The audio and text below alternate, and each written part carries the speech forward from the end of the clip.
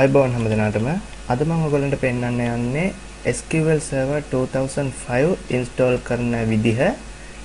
ඒක install කරන්න කලින් මට තවත් අමතර software දෙකක් ඕන වෙනවා. ඒ තමයි Microsoft Windows Installer.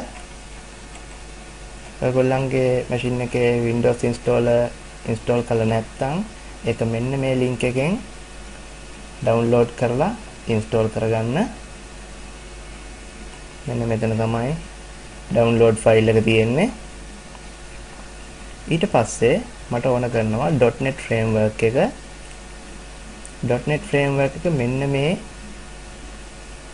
URL එකෙන් download කරගන්න ඕනේ. මෙන්න මෙතන තියෙනවා requirements ටික .NET framework එක install කරන්න කලින් ඉල්ලන. මම download කරන්නේ .NET Framework 3.0 SQL Server 2005 වලට ඕන කරන්නේ .NET Framework 3.5 SQL Server 2008 එකට 3.5 සහ 4.0 support කරනවා. මම download කරන්න recommend කරන්නේ ඔයගලන්ට Windows Installer 3.1 මොකද මම install කරන්න යන්නේ SQL Server 2005 හින්දා මේ link URLs හොඳට මතක තියාගන්න. ඒවට ගිහිල්ලා තමයි ඔයගොල්ලෝ download කරන්න ඕනේ. ඊළඟට අන්තිමට මම download කරන්න ඕනේ SQL Server. මෙතන තියෙන්නේ නම් SQL Server 2008 link එක. මෙතන download කරන්න. මේකෙම search කරලා 2005 ඔයගලන්ට හොයාගන්න පුළුවන්. මේක trial software එකක්. trial කියන්නේ දවස් 160 ගාණක් මට මතක විදිහට trial period එක තියෙනවා. ඒ කාලේ ඔයගලන්ට හොඳටම ඇති ඉගෙන ගන්න. SQL Server එක ගැන මෙහෙන් download කරගන්න software එක. මම දැන් download කරන්නේ මොකද මං ගාව තියෙනවා SQL Server 2005. ඒකින්ද මම ඒක install කරන්න හැටි පෙන්නන්නම්. මේ දෙකේ ලොකු වෙනසක් නැහැ installation එකේ. SQL Server 2005 හරියට install කරගන්න පුළුවන් කෙනාට SQL Server 2008 install කරගන්න එක ඇත්තටම කියනවා නම් ගේමක් නැහැ. ඒක කරගන්න පුළුවන්. ඒකින්ද මම මුලින්ම උගන්වනවා ඔයගොල්ලන්ට SQL Server 2005 කොහොමද install කරන්න කියලා. මම .NET framework එකයි Windows installer එකයි දෙකම download කරලා install කරලා තියෙන්නේ. ඒකින්ද මම අමුතුවෙන් ආයේ දෙක install කරන්න යන්නේ නැහැ. මතක තියාගන්න ඔයගොල්ලෝ SQL Server 2005 or 2008 දෙකෙන් කොයි එකක් install කරන්න ගියත් මුලින්ම Windows installer සහ .NET framework install කරලා ඉන්න ඕනේ. මෙන්න මෙතන ඔයගොල්ලන්ට පේනවා මම .NET framework එක install කරලා තියෙනවා. 2.0 සහ 3.0 දෙකම install කරලා තියෙනවා මම. තව මෙන්න මෙතන තියෙනවා Windows Installer 3.1 මම install කරා. ඒ වගේ ඔයගොල්ලෝ install කරන්න installation එක පටන් ගන්න කලින්. දැන් අපි installation එක පටන් ගමු. මෙන්න මේක තමයි මෙන්න මෙතන තමයි මගේ SQL Server 2005 තියෙන්නේ. මම ඒක ඇතුළට ගියා. ඔයගොල්ලන්ට ඒක ඇතුළට ගියාම මෙන්න මෙහෙම folders දෙකක් තියෙනවා. ඒකේ 2005 dev කියන එක ඇතුළට යන්න. මෙන්න මෙතන අපි installation එක පටන් ගන්නෙ දැන් සාමාන්‍යයෙන් තියෙන exe නේ. මෙතන තියෙන්නේ /html application එක. මම මේක double click කරලා installation එක පටන් ගන්නවා.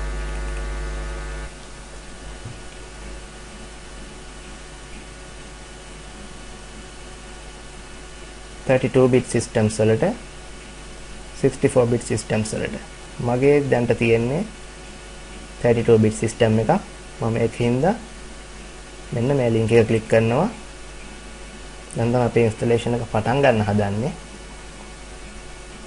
මම මෙතන මේ installation wizard එකේ server component tools books online and samples server components tools කියන කෝනේ books online කියන්නේ අපේ online support කරන්නේ අපිට ඒකෙන් මේ link එක click කරනවා.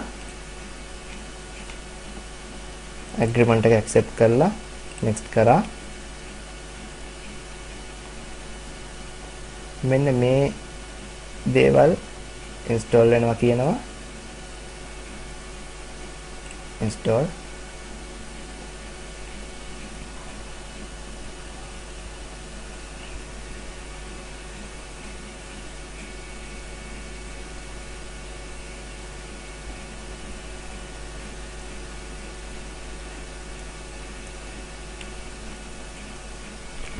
මට මේ ඉන්ස්ටලේෂන් එකේ අතරමඟදී පොඩ්ඩක් වැරදීම් වෙන්න පුළුවන්. එහෙම වුණොත් පොඩ්ඩක් සමා වෙන්න. මොකද මම මේ හරියටම මාස 6කින් තමයි SQL Server install කරන්නේ ආපහු. මොකද මගේ second year එකේ first semester එකේ තමයි SQL Server තිබ්බේ. දැන් මේ second semester එකත් ඉවර වෙන්න ලඟ වෙලා තියෙන්නේ. ඉතින් මට පොඩ්ඩක් අමතකයි. දැන් මෙතනින් next කරනවා.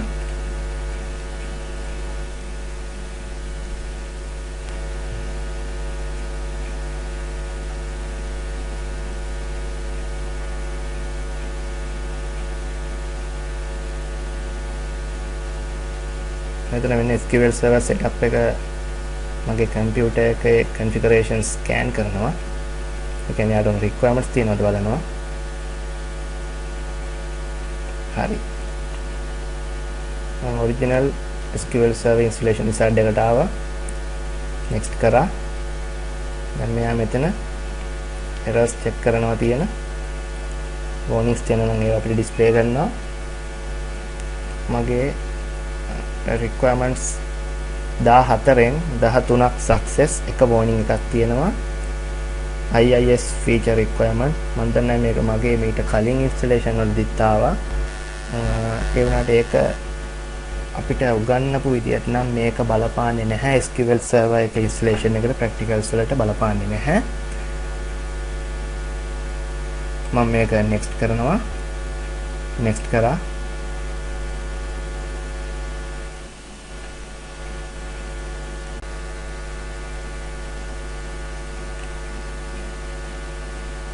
name එක යසිත කියලා තියෙන දෙන්න මගේ second name එක යසිත. ඒ නම මම තියෙන දෙනවා. company එක EC කියලා තියෙන දුන්නා. next කරා. මම මෙතන මුලින්ම පළවෙනියට install කරන හින්දා SQL Server database services කියලා දාන්න ඕනේ. හැබැයි කමක් නැහැ. මම දැන් මේවත් දාන්නම් පළවෙනි පාර installation එකේ ඉඳන්. මොකද මම දෙවෙනි පාර ඔයගොල්ලන්ට install කර මේක පෙන්වන්නේ නැහැ. සාමාන්‍යයෙන් පළවෙනි පාර install කරනකොට database service server එක විතරක් install කරන හින්දා ගොඩක් අය මේ හතර ටික් කරන්නේ නැහැ. ඒ වුණාට මම දැන් ඔයගොල්ලන්ට මේක කරලා පෙන්නන හැම වැරද්දක් නැහැ එතන. මම දැන් next කරා. මෙන්න මේක වැදගත්. හැම වෙලාවෙම මට මතක විදියට නෑ ඒක හරි. SQL Server එක පළවෙනි පාර install කරනකොට default instance එක install වෙන්න දෙන්න. ඒකෙන් හැම වතාවක්ම ඔයා SQL Server එක install කරන හැම පාරකම ඔයා දෙන්න ඕනේ name instance එකක්. දැනට මම පළවෙනි පාර install කරන හින්දා default instance එක දෙනවා. හැබැයි ඔයා ඊළඟ පාර දෙවෙනි වතාව install කරලාදී default instance එක දුන්නොත් අනිවාර්යයෙන්ම error එකක් පෙන්නනවා. next customize each service. මම මෙතන use the built-in system account කියන radio button එක click කරා.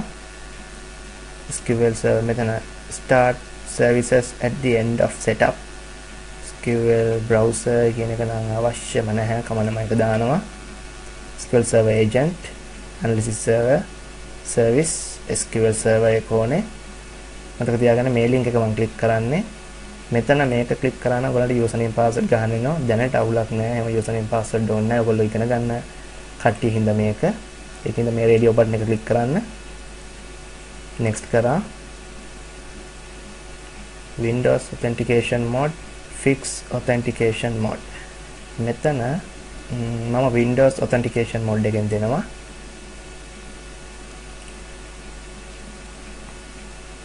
හරි මේක මේ රේඩියෝ බටන් එක මෙහෙම ක්ලික් කරලා යන්න දෙන්න.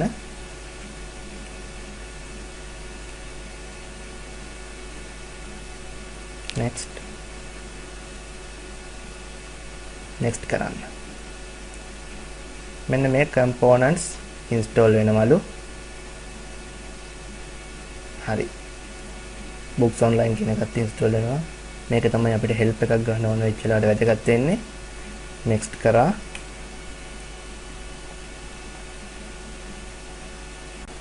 හොඳයි දැන් මගේ SQL Server services ටික ඔක්කොම install වෙලා ඉවරයි. සෑහෙන වෙලාවකට පස්සේ next කරනවා මම දැන් finish කරා installation එක.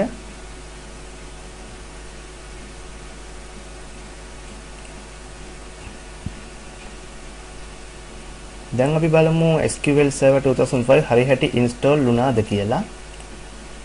Start all programs Microsoft SQL Server 2005.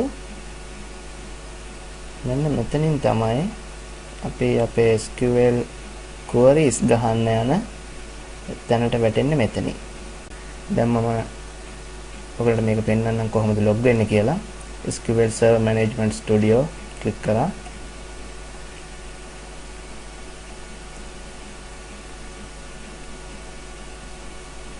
හොඳයි. දැන් අපි බලමු log වෙන්නේ කොහොමද කියලා. Database engine මේක හරි. මෙන්න මේ තියෙන්නේ මෙන්න මෙතන වැටිලා තියෙන්නේ මම අතන default name එකටනේ default name එක දිනේ මම install කරන්න කිව්වේ name server එකක් නෙවෙයිනේ. බැරි වෙලාවත් ඊළඟ පාරක අපි install කරනකොට මම කියවනේ name server එක කියන නමක් දෙන්න කියලා. default instance එකක් නැතුව. දැන් මේ තියෙන්නේ default instance name එක.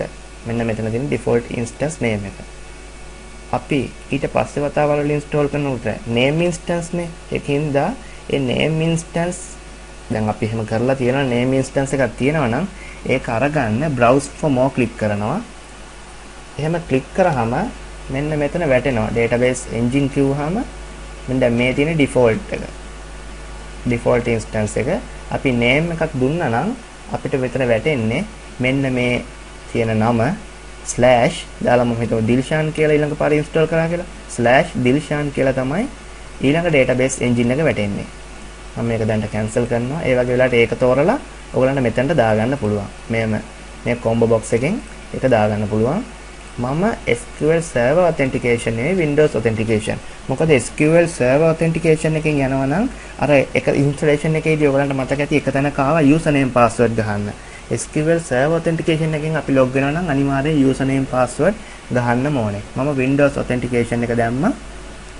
දැන් connect කරා. හරි.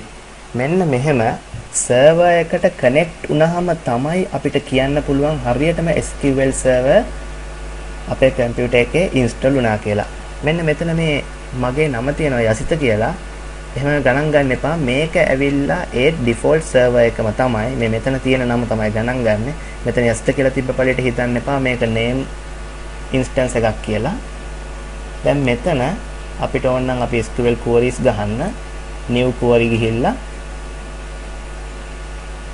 මෙන්න මෙතන ඉතින් SQL server එකේ අපි queries ගන්නවා. මම මේ වීඩියෝ ටියුටෝරියල් එකකින් ඔයගොල්ලන්ට කියන්නේ නැහැ කොහොමද SQL queries SQL server එකේ ගහන්නේ කොහොමද කියලා. අපි ඒවා ඊළඟ ටියුටෝරියල් එකකදී බලමු. මේ ටියුටෝරියල් එකේ මොකක් හරි ගැටලුවක් තියෙනවා නම් ෆෝරම් එකට ටොපික් එකක් දාන්න, ඔයගොල්ලන්ගේ ප්‍රශ්න දාන්න. එහෙම නැත්නම් අපි ඔන්ලයින් ඉන්න වෙලාවක අපිව contact කරගන්න. හොඳයි. එහෙනම් මම හිතනවා හැමදෙනාටම මේ ටියුටෝරියල් එක හොඳට අවබෝධ වෙන්න ඇති කියලා. පොඩි මගේ අතින් වැරදි වුණා නම් sorry. මොකද මම ගොඩ කාලෙකින් SQL server ඇල්ලුවේ. මාස 6කටත් වඩා වැඩි කාලෙකින්. මේ ෆීල්ඩ් එකේ මොකක් හරි දෙයක් අපි නොකර ඉන්නකොට ඒ දේ අමතක වෙලා යනවා. ඒ වගේ දෙයක් තමයි මටත් වෙන්නේ. අතන අමතක වීමක් නෙමෙයි පොඩි දේවල් අමතක වීමක් තමයි. පොඩ්ඩක් අමතකයි පොඩි දේවල්.